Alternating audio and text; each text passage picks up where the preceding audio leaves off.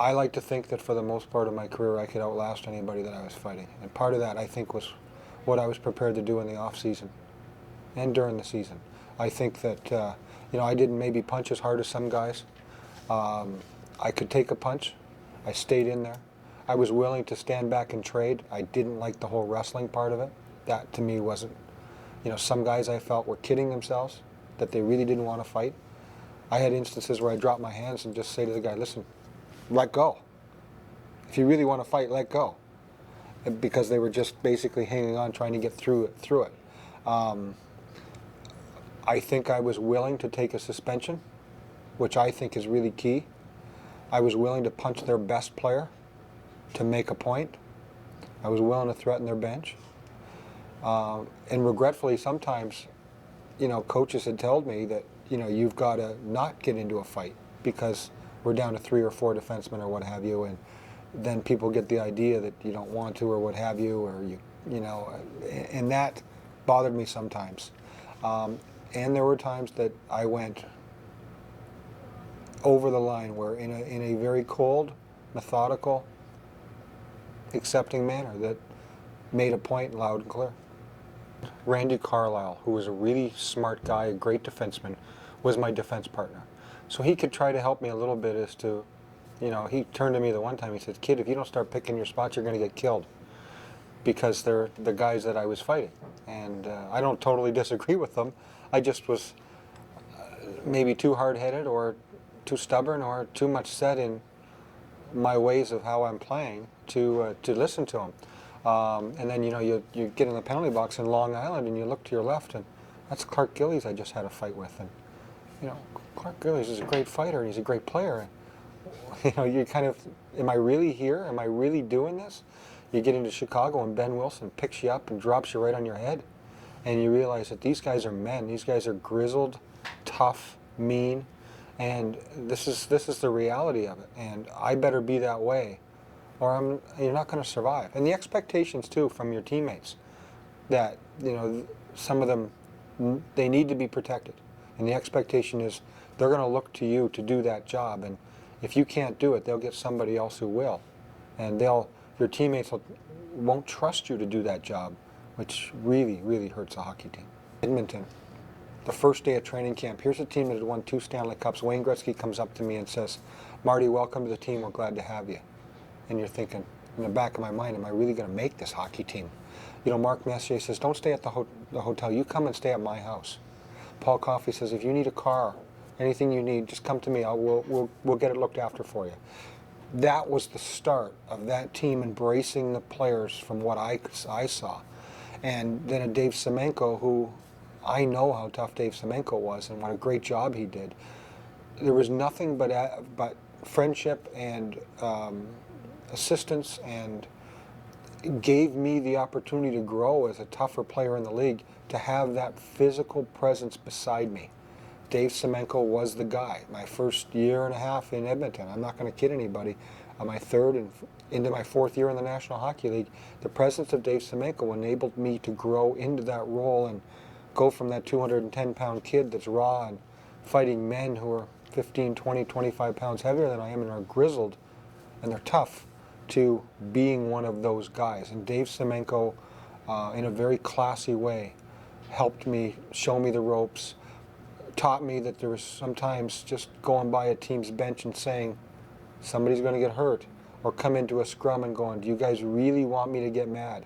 Or I'm going to take a suspension. And there was words at different times in key games that are 1-1 or things that I learned from Semenko. You can make a presence in the hockey game, make a difference in the hockey game by either a fight or sometimes just a comment.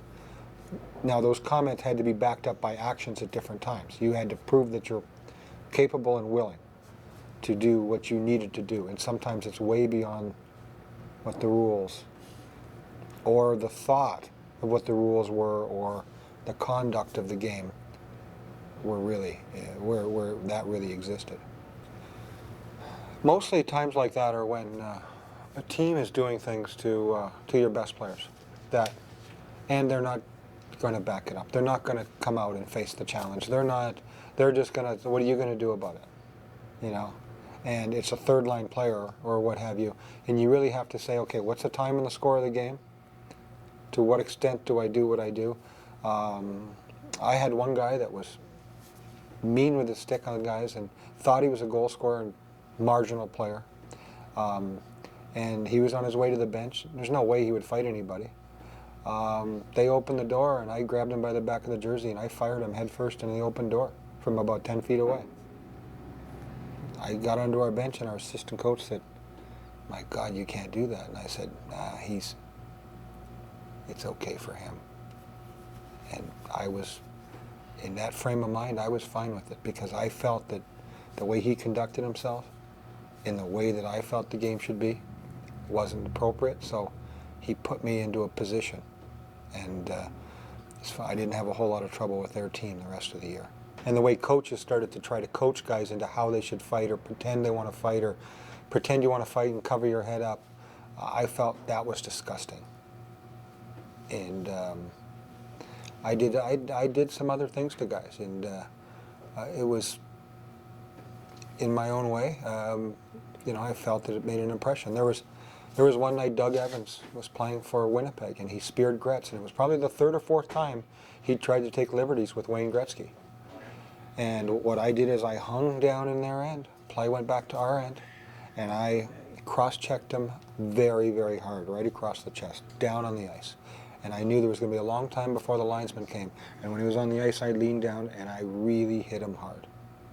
Almost to the point where it's like a computer screen when the light goes out. And